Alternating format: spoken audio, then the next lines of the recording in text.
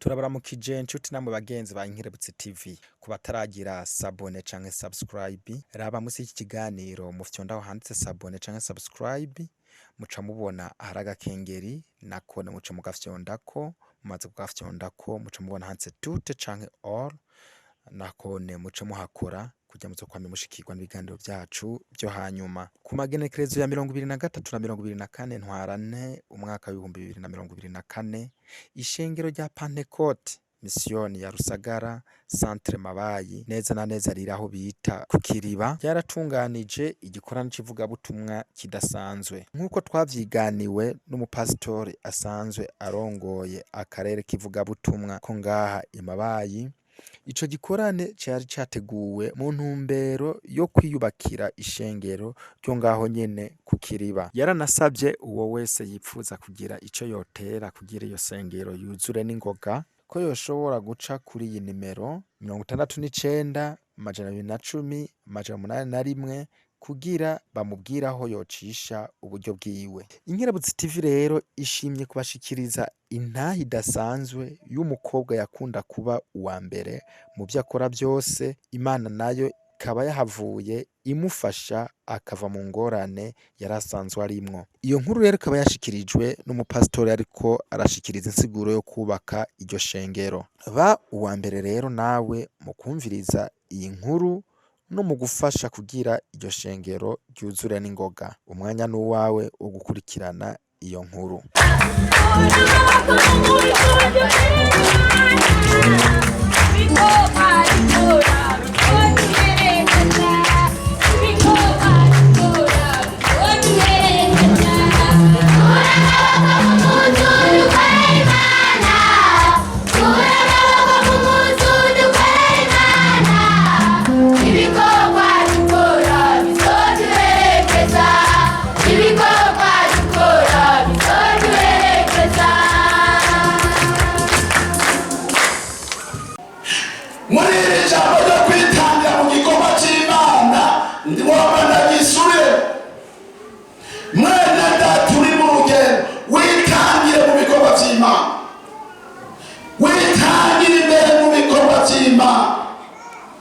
Ndagusavye igikorwa c'Imana ucitangira imbere muri vyose vyawuhagarike wihutira igikorwa c'Imana.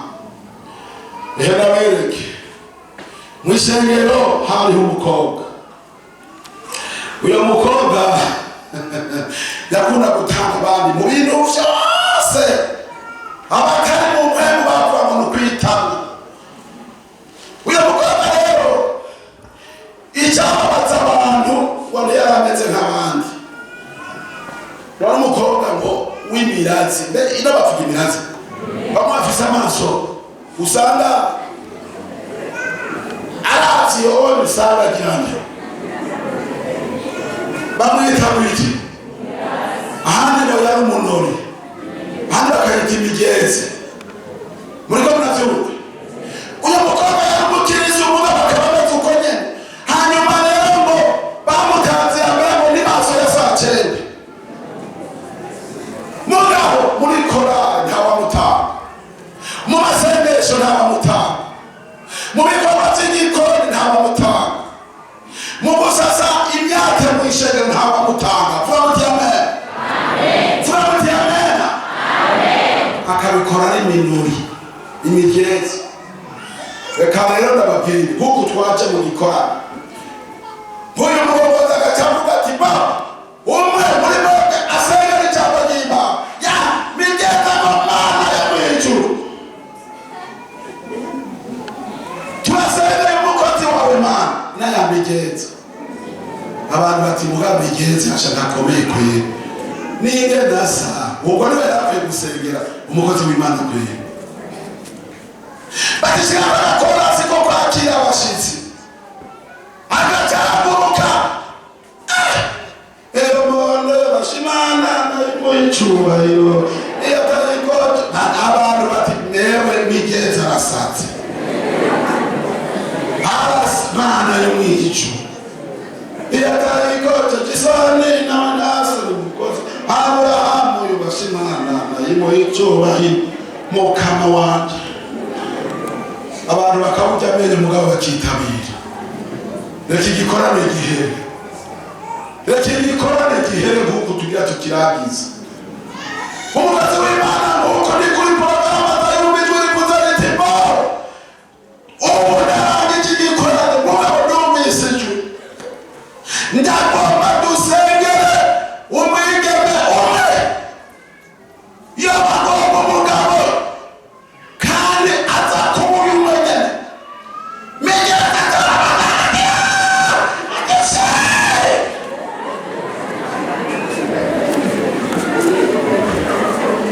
Bati Migezi ugayizi n'amaso yiwe. Ubwo abakozi b'Imana barubahuka n'ukuri bashira kwibiganza Migezi. Habuze inzira nini, haronka inzira imurokera. Abafise amaso meza bacyasatiye ngaho, ab'inzobe nziza, Migezi aronka umuhemu. Abakozi b'Imana bazaba batabona. Urabona uwo Migezi rero afukama yiranja gutya. Abakozi b'Imana baca barakubita umuzingi. Oh mana yo mwijuru. Turasengera umwigeme Imana. Uramuha urugo rwiza yabatanze. Vuga muti amen. Amen. Yabatanze. Vuga muti amen. Amen. Uramuha urugo rwiza, uramuha umugabo mwiza, uramuha ibyo azorya, uramuha ibyo azambara, uramuha amana ibizomureshaho. Mwizina rya Yesu turamuhezagiye. Migeza cyapahariya yigiranya. Baterembe nawe uje nta kirera tukuboneye. Yesu adufashe. Yesu adufashe. Yesu adufashe. Yesu adufashe. Reka Migeza gene yicare hariya amaso ya saa 9 uwo bita Minori. Habaye umuntu ari inyuma yasenze Imana mu kimenyetso cy'umugore azoguha n'umutanga abandi uzomubona mwishengero kuva mutemena. Amen. Basohotse baca bahurira hajya hanze. Umve Migeza nyamusore ati ndakwereje. Umukobwa toya banzu ndange uwo wabaje kuna. Hinge n'imitsi yawo atoya none ntuvuye gusengerwa. Jewe nasenze Imana yeretse ikimenyetso kwa ariwe. Ati ni wewe nyene ubigonze nyemerera nabibonye kuri Migezi. Umukobwa muzima ati toba mboye. Abakozi b'Imana bakabasenge. Nta bindi byo kuvuga ngo genda isenge. Nasengewe kandi nishuwe kandi ndakwemereye. Sema amen. Ega bache bategura ubukwe. Hele ubukwe bwabaye ibintu data. Atatwagwa n'umuhungu yajava hanze.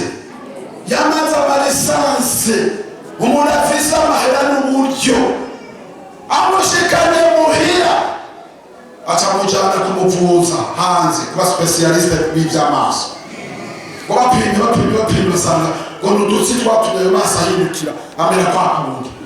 Abaganga baradukosora baraduca amaso arahindukira. Umukobwa acagiye amaso meza nk'abandi. Yo woreshere inyana ya Uwambere yawe. Sema amen. Wabona amaso y'inyana ya Uwambere yawe yakabuye gutya uyikundira iki. Umukobwa acaba mwiza igitangaza. Abantu bose bamutwenga bamukengereye baciye bavanwa hasi no kuja kumusaba imbabazi. Tubabarire twaragucumuye ko turakwimvire ko nabi ibitameze neza. Habaho umuntu abanga yiyumvira ko umuntu ibintu bitari byo. Yesu wacu nashimwe. Yesu wacu nashimwe. Yesu wacu nashimwe. Uyo mukobwa atarabubakana na wa muhungu ibintu biragenda neza. Abihabwa nuko yakoreye Imana mu gutanga iki. Mu gutanga iki. Tanga abandi mu bikorwa by'Imana. Tanga abandi mu kwihana ibyaha niba bikurengeje. Tanga abandi mu gukorera Imana mu gikorwa cyose bakubaye. Amen. Amen. Ngomba nsome umurongo wo kurangiza. Mucete Pawulo yandikiye Abafilipi turangiriza aho nyine mucete Paulo yandikiye Abafilipi igice ni cya 3 umurongo wa 14 tugiye gusoma muri izina rya Yesu. Havuga ngo mbere amahoro mbandaniriza gushikaho dutanguranirwa kumbera y'umuhamagaro w'Imana muri Kristo Yesu wo kuja turiko turatangura mu bene data tanguranirwa gushika kumbera y'umuhamagaro wacu wo muri Kristo Yesu wo kuja mw'ijuru. Mwashengero rya hano ndabifurije inkomezi zo gutanga abandi mu bikorwa vy'Imana. Vuga muti amen. Ndabifurije mu izina rya Yesu. Bene data ndabifurije mu izina rya Yesu. Gushika kumbera y'umuhamagaro wo muri Kristo Yesu dutanguranirwa gushika mw'ijuru. Nivyo ndabifurije isaha umwana waheza agiye. Ngomba mvuge umuntu umwe yari umupagani, hanyuma rero aresha abakobwa 3 bose ababwira ko azobatwara. Ababwira ko azobatwara ategura umunsi wo kubatwara. Mugabo yumviye ati mugabo 3 naho nabaherekeje azobabwira ko azobatwara ishaka kumwe. Ati none umwe wewe zomubona gute canke zomumenya gute? Yari yarubatse inzu yahejeje nyamwana w'abahungu. Uyo musore yari musore ati bo kugira ngo menye umwe notwara kuko bose yabona ati uwo umugore wanje azoba ari uwo nyene. Atagenda kuri gufuri, murabeza amagufuri y'ubu afise imfunguzo zingahe? 3. Nawe yareje bana ataravuga ati ngo rero tuja ahantu dusezerane ngende nzobatwara. Abajana ku gatumba kare aho abona inzu yiwe ati inzu yanje ngiriya bateri ataravuga tumiriza urufunguzo aruhumwe na urufunguzo teko na urufunguzo atumure inzu yanje ngiriya mwese muva hamiruka uwanza gusanga yuguruye akaba ari muri iyo nzu niwe ntwara.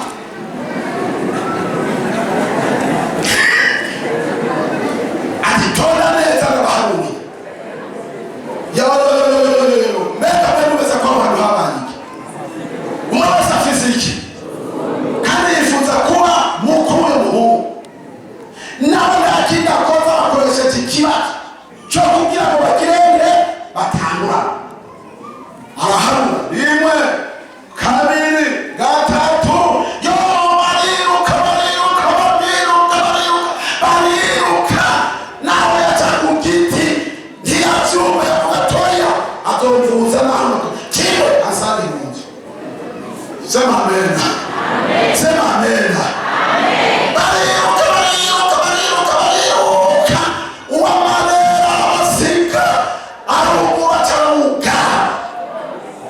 Abashize mu nyuma bagenda baharamba kuru hewe atoyabashe narutahi genda hiyo kundi mukanaka. Sema amen. Bekomana muvyi kusemara yeke